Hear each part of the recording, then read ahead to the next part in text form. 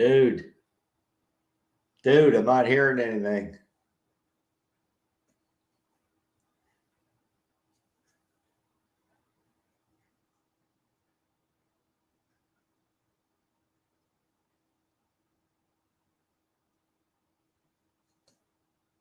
Can't hear you. Can't hear you. Can't hear you.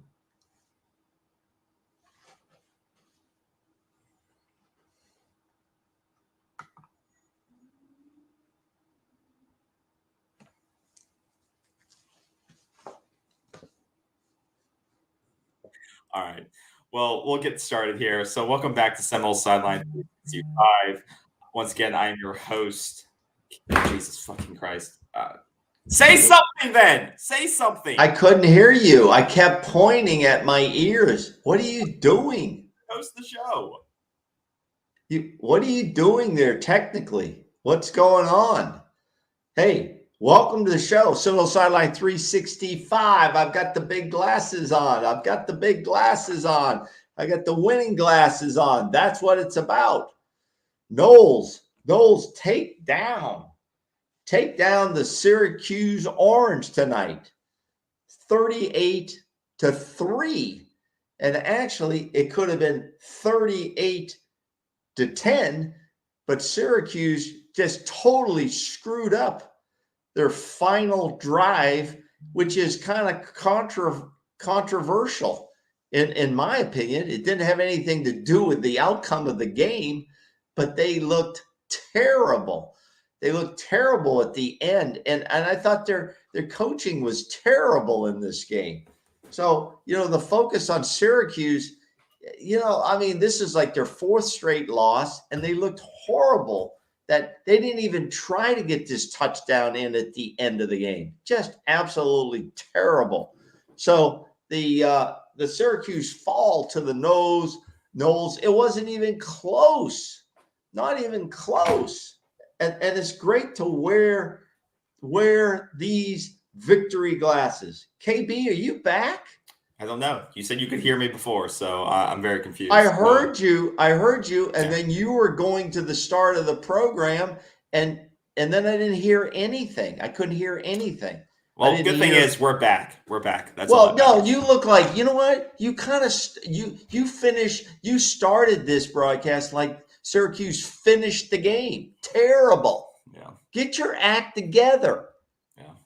Yeah. Or fire your technical guy. Yeah. One thing or the other. What the hell's going on there? Yeah. You okay? Yeah. No, it's because I have to do everything on the show. Yeah. Right. Yeah. Now go ahead and do your opener, buddy. They're all listening. Everybody's listening. This is it. There is no opener. This is it. You're pissed. KB is pissed now because technically he couldn't get on the field. Yeah, that's it. That's it. All right. So tonight, again, a dominating experience by the Seminoles, by the Noles. They rolled over Syracuse. It wasn't a game. The big question in the beginning of this game was whether or not quarterback Garrett Schrader would start. That was the hype. He was a questionable start at the beginning of the game. He took the field and was totally ineffective for his 3.5 quarters of play. He did nothing right. I don't know what the extent of his injury. He didn't look injured in the game, but he clearly wasn't the quarterback that Syracuse wanted or needed in this game. And he wasn't the quarterback that has led Syracuse to 6 victories this year. So the question is whether or not the coaching staff made the right decision to go with him, or they should have used the backup Del Rio Wilson. That's on them to decide. But he was totally ineffective. They had one scoring drive, which was their field goal in the first half. Otherwise, their punter was quite busy tonight and got a lot on tape, okay, which wasn't all good. One of the keys to this game, and one of the keys to this game was the efficiency of the Florida State offense. They were awesome. I think they had 12 possessions totally. in the game, 12 possessions, if I got my notes right. And they scored on 50% of those, all touchdowns except one field goal. And they basically almost had a second field goal by Fitz. It came up short, 51-yarder after like 2 or 3 penalties, kept pushing it back, or we would have had another field goal. Those penalties were absurd during that field goal drive. And if this was a closer game, it could have made the difference in the game. So if they have to clean up something, they need to clean up that special teams on the motion penalties. I think there were 2 consecutive ones on Zane Herring, which I don't know how the hell you would get 2 in a row with the same, being the same guy, but obviously he's missing something in the training periods. But Fitz's leg looked good tonight. We'll focus on him just for a minute. His leg looked really, really good. It was straight. His extra points were all made, and his field goal attempt that he made was a good one. I think it was 31 yards, something like that. And he had a near miss on the 51-yard. But the good thing is they were going through very straight. His kickoffs were good. He had one out of bounds that I'd rather not see, but he was consistently long on his kickoff. Jordan Travis dominated again. He looked in total command. He looks calm. He's calm. He just takes care of the football. He had one fumbled after he got decked on a sack on a collapsed pocket. But other than that, he had no turnovers tonight. So a great night by Jordan Travis. But the star of the game and should be breaking the rock tonight is Trey Benson again. Trey Benson, I think he had 18 carries for 160 plus yards. Just a tremendous night. He was breaking tackles as usual. He looked very, very powerful, and he almost had a touchdown himself.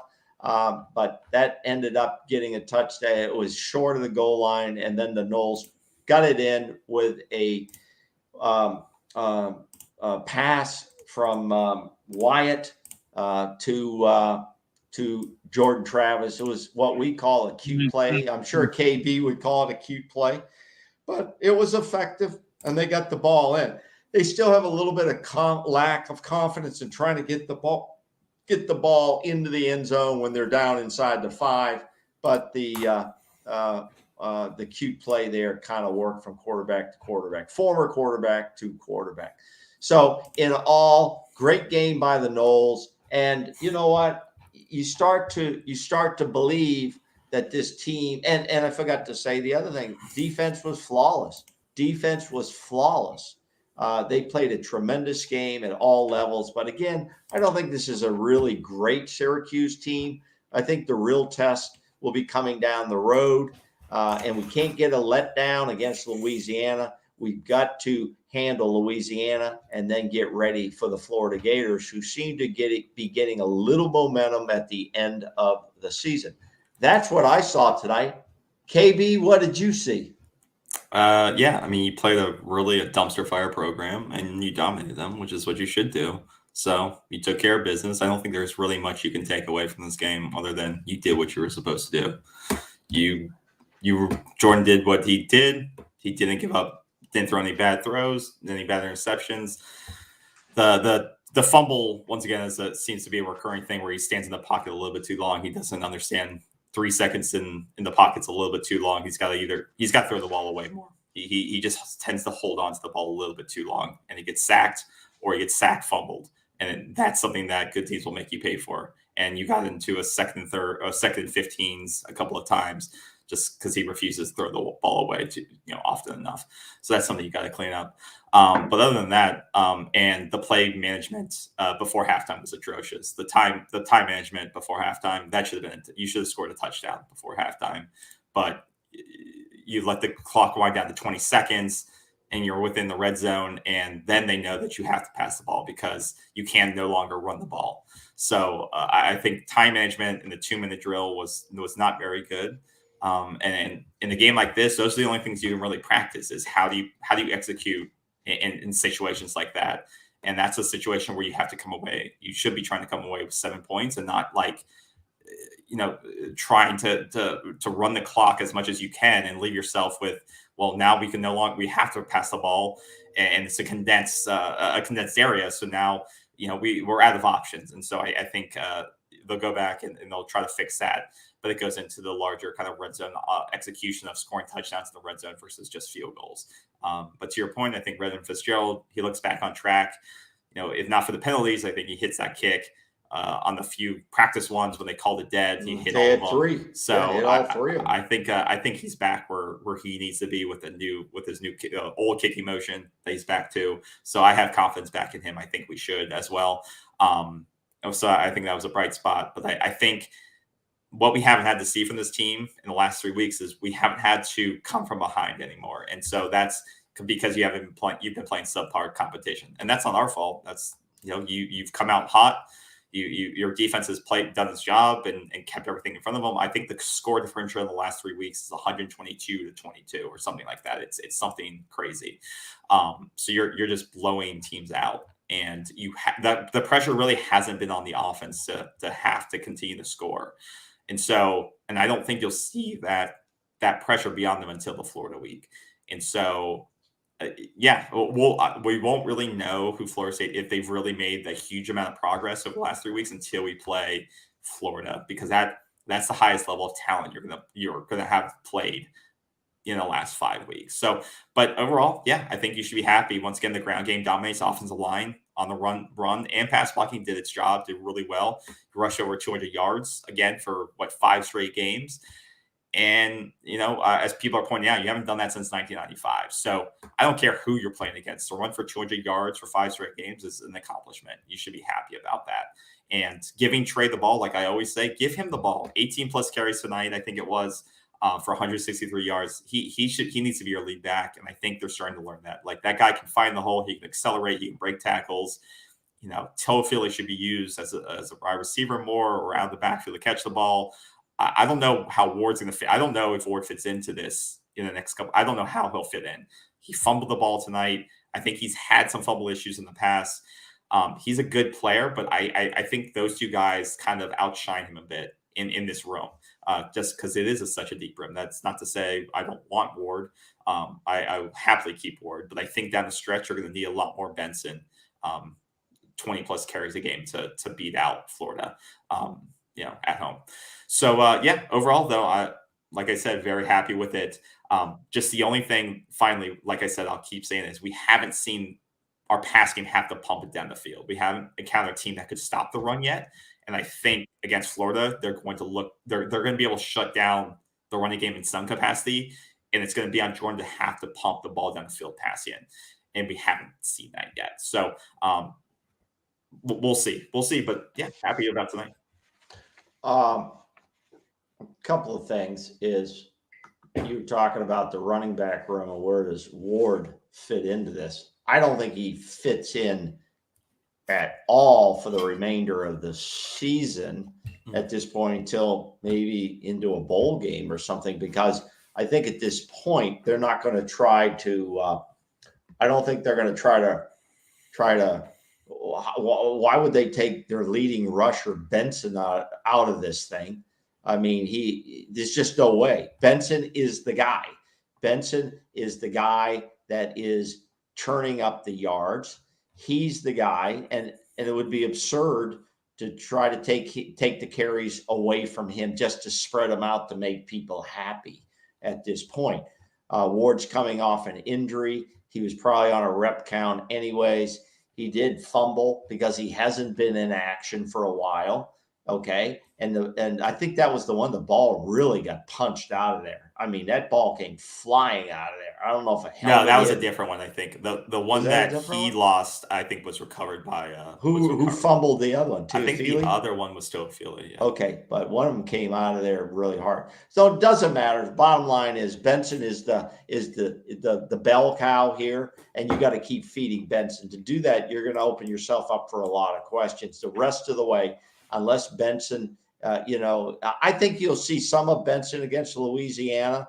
I think you'll see maybe a good half for Benson if they get a good lead. Now, if they get a good lead, then you could start seeing Ward and Toafili getting more carries, because then you're trying to protect Benson going into could be the biggest game of the season, which is the Florida game, which ends your regular season, leading to whatever bowl game you get, and then whatever that is. Mm-hmm. But the Florida game, everything's on the line, including the my $500 charity challenge, which Mike Norvell has one piece of that action done. He has to complete the other piece, and if he beats Florida, I give a $500 check to a local charity in Tallahassee. So I think he's got a good opportunity to do that, but I think it's going to be a very tough game, and I'm very glad that we have that at home and that we're going to have a huge sellout home audience for that the day after Thanksgiving, and that's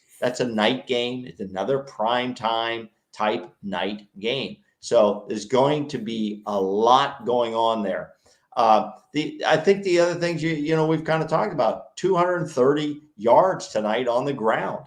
This is leading this offense. It sets up the passing game. Now, I didn't see too many shots down the field. Perhaps Syracuse was playing a too deep zone a lot to prevent that from happening, and they turned everything in front. We kind of knew that going in, that they were kind of playing soft on the corners, so we'd have to take some of that soft stuff, and it worked. That we extended the field very early in the first half. We were going far right, far left, pass, run right, run. And it really makes a defense a long, long night. Plus you're running their linemen along out of their 4x4 boxes, which is a huge deal. On third downs, we didn't really have to make but we were only 33% on third downs tonight. And that's where we have struggled a little bit on third downs. We were 3 of 9 for third downs, but better yet, Syracuse was 1 of 11. So neither team did very well in that category. Here's one that's very surprising for me. I just had it up here. Penalties. Every time I turned around, there was a penalty on the offense, Syracuse's offense, which killed them at times. It literally killed their drives. But at the end of the game, they had 10 for 72. We had 8 for 75. Yeah. And ours were just kind of sprinkled in there. We had a couple on that field goal attempt, but we didn't have any major penalties that hurt us on the red zone, and nothing that hurt or brought back some touchdowns, things of that nature that can really, really hurt you. Yeah. So another big factor in this game was field position. Yeah. In the first half, we were starting from the 42-yard line. Second half kick, they knew they had to take some chances. They try an onside kick, which they almost got, to be honest. We got a lucky bounce. We covered it, and we started at like their 48-yard line. Yeah. So field position was huge in this game. We finished most, if not all, our drives, 50% of those. We had good time of possession, long drives, and we had explosiveness in the run game when we actually needed it. Turnovers were limited. So when you're good in all of those type categories, you should win the football game. And that's exactly what happened. And as I said before, Schrader was not a factor in this game. Question is whether or not he should have even played. They made the decision to play him. He was totally ineffective in this game. Besides that, I thought we were able to get a lot of young players into the game starting in the third quarter, basically in the third quarter and fourth quarter. Yeah. Let's talk about Tate Rodemaker for a minute. Now, I know he was in cleanup duty. He had some starters in there. Mostly the offensive line were all backups. Yeah. Again, what do you say? But should he be able to efficiently operate that offense? He had 3 possessions. They all ended up with nothing, basically. And I don't think, and I don't want to get on the guy. Now, I know the excuses will be, well, he's in there with the backups, and I don't, but he was throwing the ball around a little bit and so on. I don't get this feel that if he were to be our starting quarterback next year, we're going to make it to the ACC championship game. Did you get that impression or not? But Me? But to his credit, like I think the game plan was run the ball. There were some penalties. He was throwing the ball into the end zone too. Third downs, and then that fourth down play, which the only reason they kick a field goal was I think out of respect for Dino and senior night that Mark Norvell did try to field goal at the end of the game there, and I think it was just throw it up, and if you get it, you get it. Well, I'm going to wonder if Mike Norvell is going to get some questions about trying to run up the score on senior night in Syracuse. He's throwing the ball on third, fourth down into the end zone. Well, I don't know why of the game. I question why didn't he try the field goal at the end of the game?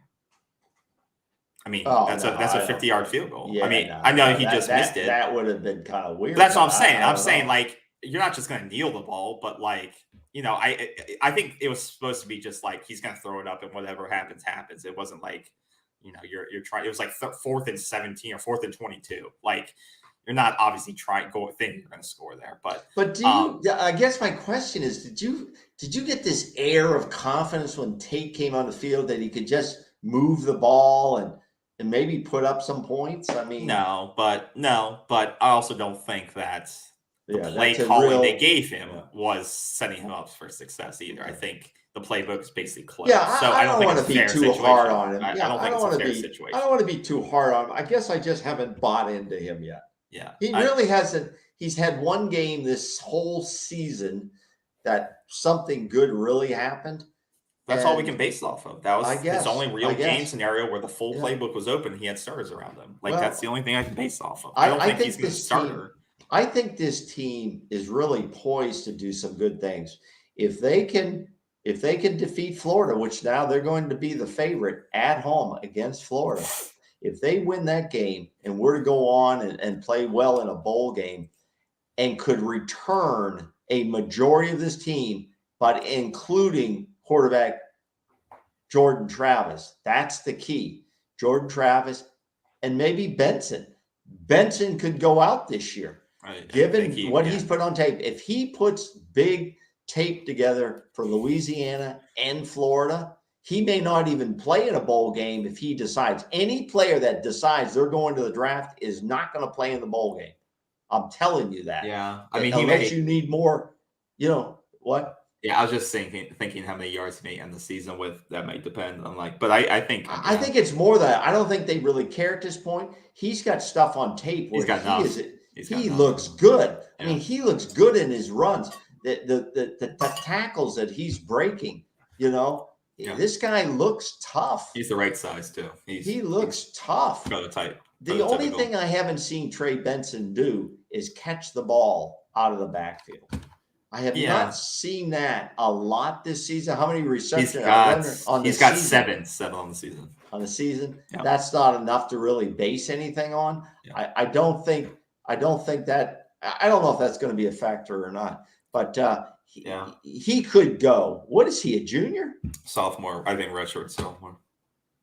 Boy, it would be nice to bring Travis back. It would be nice to bring Benson back. And then this team has a shot at going to the ACC championship game.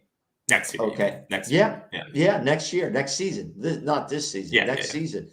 But I think they could have a lot of these guys coming back. I think they could have a lot of these guys coming back. Yeah. Now, quickly, let me just go through the stats that we looked at in our pregame show. Did we improve on these stats? Rushing offense nationally. Yes, we did. Rushing defense nationally. Yes, we did. Scoring offense nationally. Yes, we did. Scoring defense nationally. Yes, we did. And this is against FBS teams only. Red zone conversion. I believe 75%. We were 50% tonight. That's probably going to be about the same. Penalties, 68 yards. We had 75. We didn't improve there. Yeah. Third down conversions, 50%. We didn't get that tonight. So that's kind of a rundown of some of the stats that we looked at in our pregame, but we put enough out there to get an easy victory. This game was a little boring. It was a matter of what was going to be the final score and when would the backups get into the game. That's the way I see it. I thought the coaching staff managed the game pretty well. we didn't have any. We did have to go to what we call a little bit of a cute play down there to score that touchdown that Benson didn't get in on. That was a shame he couldn't get in and get that reward. Yeah. But that was a little bit of a cute play there. Yeah. But it worked.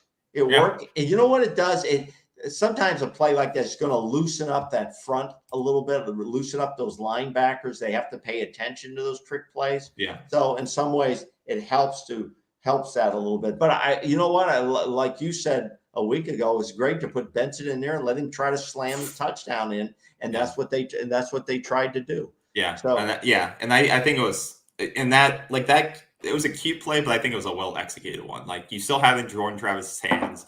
You gave it to Rector, who's a former quarterback, and he put it around the money. He executed it. And he got nailed. Yeah, and he put it right. Nailed. He stood in there, and he didn't rush it. He put it right on the money, and it was a perfectly executed play. Well, it was very interesting because the announcers didn't say he was a former quarterback. Mm-hmm. You know, they didn't really realize that. They didn't really realize that. But he got nailed. He took a shot. And but he's taken shots before. He understands. He's down there blocking in the. He's on special teams the next play. Yeah. He's on special teams. He did a great job on that play, and it went down well executed in that regard. Johnny Wilson had a great breakaway on. They put a lot of one-on-one on Johnny Wilson. That's the thing I was going to see. Oh, well, that's the thing I was going to say, and that's the thing. It's like to your point, they weren't. Like we weren't testing that it was one-on-ones like down the field in terms of like one-on-ones down the field, but at the same time, Jordan saw, okay, well, they're filling the box as they're trying to stop the run, which they still couldn't. But when they were doing those one-on-ones, whether it was Malik McLean or Johnny, like those couple of times, he just quick threw it out, and that's basically like an extension of your run game. Throw it out, Malik McLean stiff arm that guy into a turn. Oh, it was great, and then just ran for the touchdown. So it was good recognition of, okay, let me see the field in front of me. Okay, I'll make that quick audible, throw it out to him. Player's ready, makes the play, and that's what you need. Like the players are making plays that are available to him. Like Malik doesn't get tackled one-on-one for 3 yards. Same with Johnny. Johnny breaks the tackle, like you said, breaks the way for the touchdown. Like these are the plays that guys are finally starting to make that you have to make, especially against like worse competition.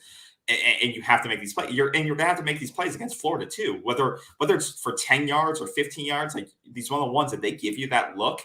Whether it's for down the field or it's these little bubble screens or these little screens like that, and he throws it out to you because he sees a matchup, you have to break that for 5, 10, 15 plus yards, just like you did tonight. And it was great to see that it was the adjustment, the throw right on time, and then those guys making the play. So like you said, even though we weren't pumping it down the field and having this throw for 200, 300 yards, it was great to see those guys making the plays in the open field. So that was impressive. Yeah, they had a wide variety of receivers tonight. I mean, not for a lot of yards, but a lot of guys touching the ball. That's right. Yeah, McLean he was the leading receiver with 4 catches for 26 yards.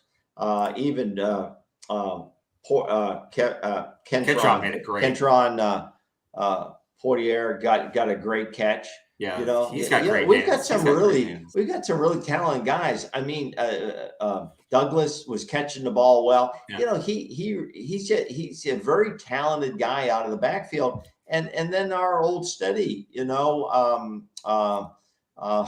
my God, Pokey Pittman. No, Pittman. Pokey had a silent night. Yeah. But Pittman coming across the middle reminds me of those small receivers that Tom Brady used to have when he was with the Patriots. Like Edelman. These guys just get out there and they catch the ball. He's got some really superior hands. He's strong. He's strong and he pulls the ball and he's not afraid to go across the middle. No, on those little slants, he's almost unstoppable if the ball is where it's supposed to be. Yeah. The tight ends got into the action. I thought, this is what we heard Mike Norvell would bring from Memphis. This is the offense, the fun offense where everybody can get touches. The rushing game works good. The receiving game worked. But you know what? It's all triggered by that quarterback. And compare that. 12 different guys touch the ball on the receiving end for Florida State compared to 5 for Syracuse. 12 to 5. Like that. I mean, that's just. Yeah, it's amazing. And then I don't think we've talked enough probably about the defense, but our defense, the front line and the blitzes they added in there were very effective.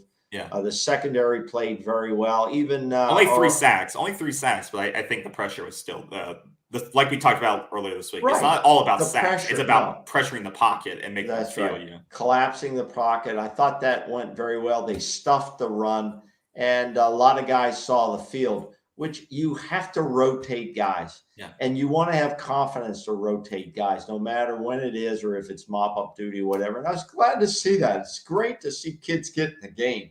That's, I think, just great. So Patrick Payton had another great game. Two sole tackles, a sack, a tackle for loss. Like that first sack by Patrick Payton, I said to myself, this guy is going to be a beast. Yeah. This guy, I think, has tremendous upside potential. Yeah. And you know what? I think he's feeling it now. I think he confidence. feels the confidence. Yeah. He knows, I can do this. I can beat people. Yeah. He is a beast, and I think he's going to be a beast on this team come next year. Farmer was in the ball game. Yeah, he had that in the first half. He had a great play, too. All these guys. Sam McCall's in the game. Greedy Vance had a nice interception. Yeah. Green has been solid out as a defensive back. Jamie Robinson, all these guys. Yeah. Deloach is all over the field. This guy can cover. He ran down Schrader one time. You know who Patrick Payton reminds me of? He could become like Brian Burns, like same size. Yeah, long. He's got that long lean, but he's filled out a little bit more too. And Burns is having a tremendous career in the NFL. Yeah. So, you know what? But I hope these guys, the guys that think they're going to the NFL, and I wish Jermaine Johnson would come back. Dagby says sacking with confidence. That's correct. Yeah. And the whole defense was getting after it with confidence. Yeah. I hope a guy like Jermaine Johnson could come back and talk to players thinking of going to the NFL and tell him what his experience has been. Because Jermaine Johnson he came from a tremendous program at the University of Georgia. Okay. Yeah. He came in, he had a great year at Florida State, 1 year. Okay. And how that transition has been to the NFL for these young guys, because you know what, he hasn't had I'm just saying it's been a struggle, but it should be for a first year guy in the NFL. Yeah. You're going against the elite left and right tackles, no matter where you line up. And the Jets are kind of good this year too. So it's the Jets are having a good year. I'm just saying, Jermaine, if you think you're going to go to the NFL and dominate, like Jared Verse, if he thinks he's going to go to the NFL and dominate and get 8-10 sacks, I don't see that happening. Yeah, it hasn't happened for Jermaine Johnson, and he's a great player. Okay, imagine if he would have come back and we had both of them. Lord. And so I get why guys want to leave. They don't want to risk injuries.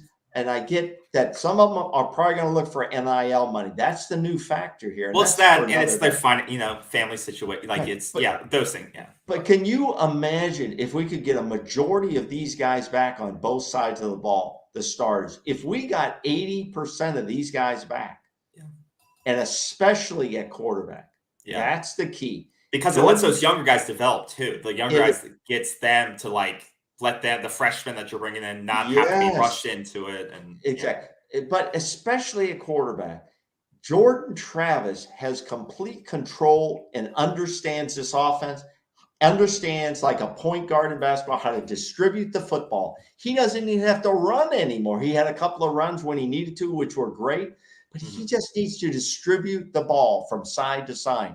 Yeah. And we're not going to get into next year's forecast. That's another program. Yeah, that's another what's that, Dag? He says if Benson and other guys stay, Travis has to stay for it to be successful. No, I agree. Like Travis moves his offense. He's a very critical piece of this offense because it is sort of built around him. But to your point, I think if we can get guys to stay and buy into, we're right on the cusp of something special, buy into it, and let's develop your skills. Because I think to your point, we've seen guys progress a lot from last year. I mean, just tremendous. Even the win column, like you went from high wins to 7 wins. Yeah. But I think in terms of the offense has progressed miles from what it was last year in terms of guys touching the ball, guys catching the ball. The offense is a whole nother level. Same with the defense. I think the defense, guys buying into it, guys learning it. It's finally clicking for a lot of these guys. And I think they can actually develop even more. Like you said, Jared, even the announcer said with Jared Verse, like what the guy from ESPN said, Todd McShay said, the guy's purely playing on athleticism right now. And it's true. The guy's purely using athleticism to get sacks, and he needs that time to develop. And that's, do you want to develop in college, maybe get a degree at the same time, or do you want to go into the pros and potentially take the risk of washing out early? Like, it's one of those things out the way. And that's the same thing for a lot of these guys. Like, do you want to develop with coaches you trust, or get signed by a team that may just give up on you after a couple of years? And they will. If you're not productive, you're gone. Yeah. So, in any business, and it is a business, the entertainment business, let's tell it what it is. Yeah. If you're trying to get your money, but you could be gone pretty quickly, because if you're not productive, you're out. But let's focus on the night. I think, like you said, it was a great game by both sides. I think there's a lot of things you can take from it to learn and grow the time management for halftime. But I think one other good thing I want to bring up is, I think you brought up earlier, was special teams. The punting has been, the punt coverage has been great in terms of pinning opposing teams within the 10-yard line. So guys getting down, establishing the goal line and getting in front of it, and the ball's being placed perfectly. And pinning the opposing teams have had to start from within their 10-yard lines. I don't have a stat on it, but it's been crazy, the opponent's field position. It's a huge deal. And it changes the way you play defense, too, because you can be a little bit more aggressive when they're sitting within their own goal line. You're exactly right, KB, because I have noticed that, too. They're so much better at getting down, as you said, getting at the goal line and looking back for the ball, finding the ball. Yeah. And then that the punt receiver has to determine, am I going to take it in? I'm not going to take it in. If he takes it in, he risks fumbling it. So, and then we have other guys coming for him, but two or three guys trying to establish the goal line. Yeah. It's working good. It's not going to work every time, but that is huge, because Syracuse had terrible starting field position throughout the night. Their average starting was like the 26, ours was a 38 or something. But and that's just a huge, huge deal. The last thing I have on my notes here that I want to talk about, and it's not really a factor for draftees, especially quarterbacks. I agree with that. Agree. Yeah, is this, and it has no factor in this game, but I thought it looked bad from a coaching standpoint. And I'm not talking about our coaching. I'm talking about Syracuse coaching. At the end of the game. Was even brought up, at the end of the game. I thought that was weird as shit, to be honest. If that was our team and we're getting smoked, you got guys in there working their ass off. Senior night too. Senior night, they just gave up. The coaching staff had 2 timeouts left. And they failed.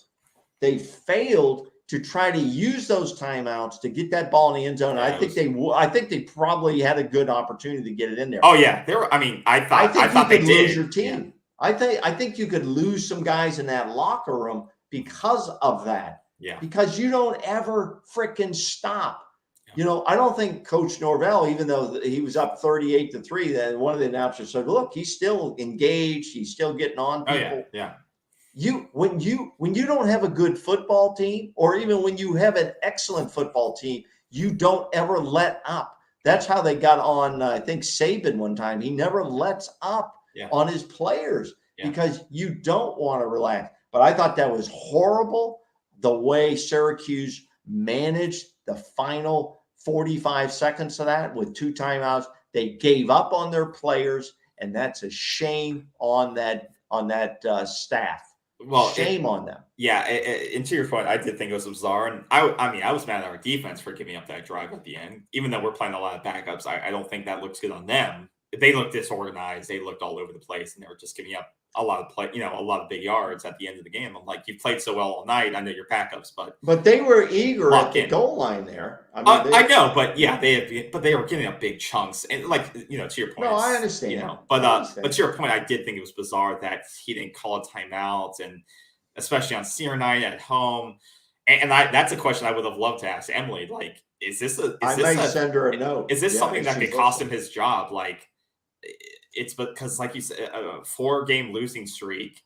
She said no. She said because the buyout matter. and stuff like that. She said the buyout was too big. They don't want to spend that kind of money. But it was bizarre. But some of the body language of the players, like Sean Tucker, just seemed out of it at some points, and like, well, he didn't try for that one ball. Yeah, that one pass that got picked off by Greedy Vance. Yeah, throughout the game, some of their team's body language and their jaw, like it just I don't know. I feel like he's maybe. I didn't see any enthusiasm by their head coach. Well, he's like that. Dino's very. I understand. He's like the Tampa Bay Bucks coach. Todd Bowles. He's very. You see no emotion.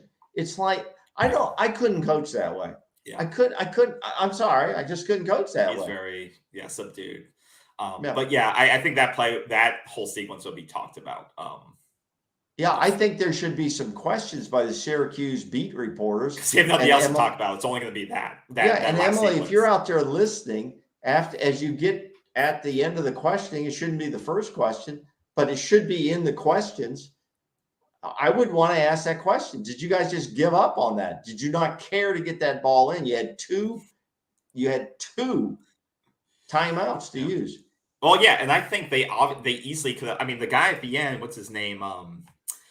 For Syracuse, he was running the ball. Allen, he was running the ball effectively on the final drive. And I think they could have punched it in if they called that timeout. Oh, I think they absolutely could have got it in. And I would have been pissed. I would have been pissed if they got that touchdown because we would have been the team that lets them score a touchdown in the last 3 games. Of course, the backups don't want to give up a touchdown. There's pride. There's pride in this. There's pride. Your defense doesn't want to get up any points. But it is the point of coaching. Syracuse fans loving the commentary. We appreciate it. If you're viewing, send us your comments. We want to hear from you because I thought it was bizarre. I mean, if that was our coaching staff, you and I would be raging on that. Yeah, We'd be raging on that. You push these guys the whole week to care, and everything matters, and then you just give up like that. They basically threw up their hands and got in a defeat. They almost took the defeat, like we take a victory formation. They took a defeat formation. Because you're saying, like, if we fight to the fourth quarter, you're not going to allow us to score. Like, we're fighting till the end of the game. We're fighting to get that touchdown. And you say, Coach, you're not going to allow us. Yeah, you're not allow us going to punch us in. You're just going to let the game end. Like, it sends a bad message. Then why are we going to fight if you're not going to allow us to execute? Like, I would have a very bad taste in my mouth for that. And now they have to go and play. Who are they playing next? They play Wake Forest. Yeah. And Sam Hartman put up big numbers tonight, even though they got beat by a good North Carolina game. Then, yeah. but you know what? Good luck against Sam Hartman. It's gonna be a tough one. It's a tough one, but Florida State again dominates this game. The game was never in doubt. Jordan Travis, Trey Benson was a star for me. The defense was solid. Kicking game was solid. Special teams was solid. Coaching was solid.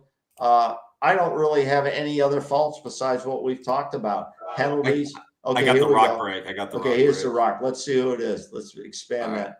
It's going to be Adam Fuller. Fuller?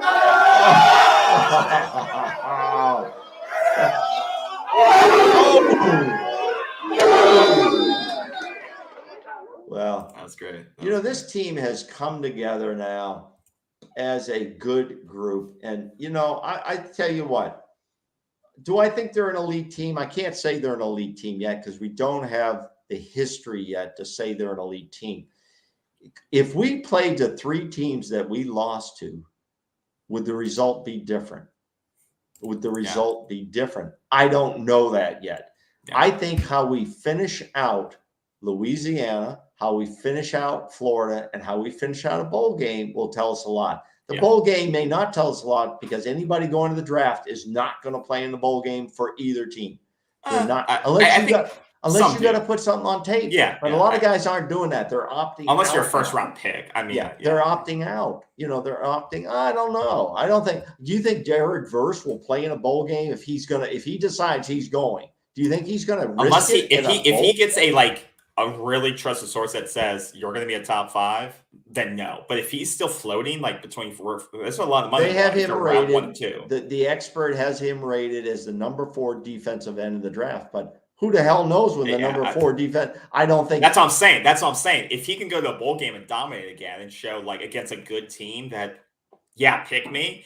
Yeah. You know, some guys may say, I'm going to go out and show out. And honestly, some of these kids, they just want to play. Like we may say they're going to sit out, but some of these kids, they choose not to sit out because they want to play.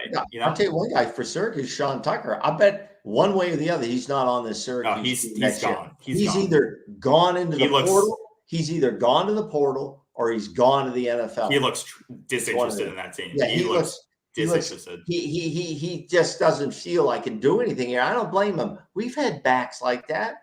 You know, Cam Akers. He put up 1,000 yards on a shit team with. But he didn't give that attitude, though. Cam always. Cam didn't give the attitude, is what I'm saying, though. But now Tucker sees he can't do anything with a line in front of him. Yeah.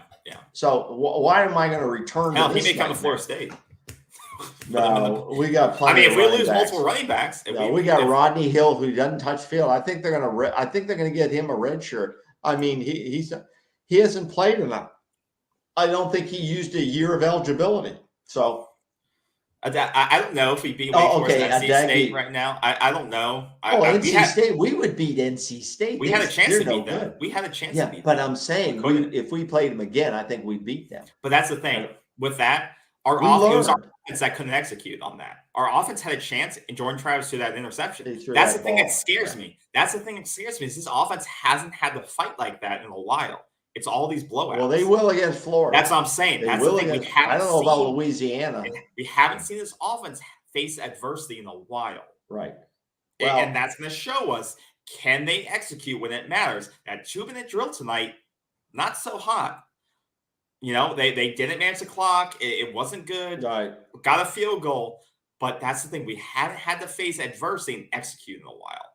And can we do that against quality competition? That's the thing that scares me. That's really the thing that scares me. Yeah, it's gonna be it's gonna be an interesting finish to the season. Yeah, we should be. I'm not going to because Jordan Travis could leave, and if he leaves, he's not playing in any bowl game. He could. He's not going to play in a bowl game. I don't think he could. I don't think he's going to be. I think he knows what he is, or what I don't think he knows. I think he's better to come back. I think he knows if he can come back, he has more of a chance to do something in the NFL if he comes back and lights it up again next year, like really lights it up. And maybe it's like a Heisman hopeful, but that's a whole other conversation for another. That kid at North Carolina, May, is he like a freshman? Yeah. Well. Incredible. Like he's not even in the Heisman. He should be in the Heisman race. So he's incredible the way he flings it around. Matt Brown knows how to find those quarterbacks.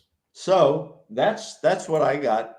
Yep. Great win by the Noles, and that's pretty much this story. We go back to work. We enjoy this for a couple of days, and then we go back to work for Louisiana. And I'll tell you right now, I don't know shit about them. I haven't looked up their record. We got to find somebody that clues us in. We got to find a local source. We got to find a local Cajun down there to get us clued in. But they just won today. They just won today too. They beat Georgia Southern. Here's what we have to make sure of: we don't overlook them.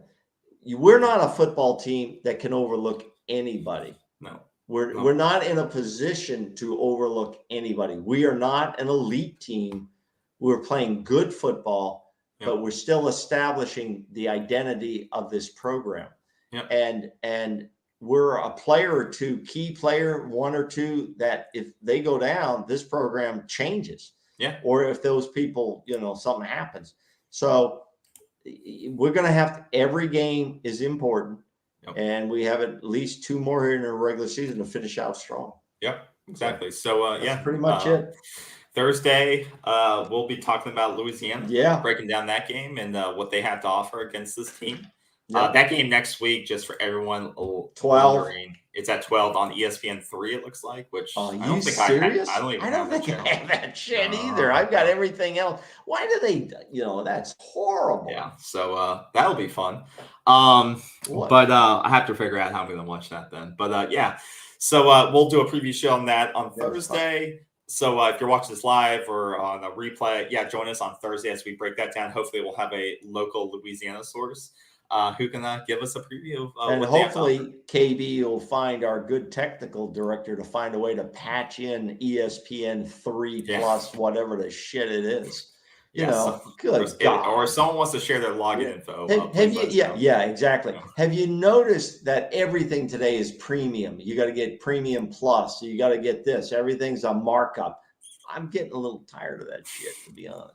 Dagby agreed. Florida will be the test, but we can't overlook Louisiana. Dagby, I got a message. We can't overlook Louisiana. No, a Dagby. Find us a way to watch it besides subscribing to ESPN 3, which you would never watch again unless they have a free trial. No, a free trial, then you gotta get out your burner emails. Get out your burner emails. Well, thank you all again if you're watching this live on replay. Subscribe, leave a comment, thumbs up. We appreciate all the support, y'all. Yeah, you guys have been great. They've been great, huh? Yeah, it's been awesome. We appreciate the input, comments, questions, all those things. Bring it for Thursday, and it's always great to have a win on the Saturday. So enjoy the rest of your weekend. Enjoy your Sunday, and we'll see you on Thursday. If you have any questions, hit us up on Twitter. Follow us on Twitter at SL. What is our Twitter again? Just for anyone that's watching, I always forget. It is Seminoles SL365 right on the screen. So Seminoles SL365. Follow us there. Hit us up with any questions before Thursday, or just follow the old man, and you can follow him there. All right, Dan B and everyone else, we'll see you there, and we'll take care. Have a great evening, everyone. Bye-bye. Okay, bye-bye. Send me my check, KB. Yeah.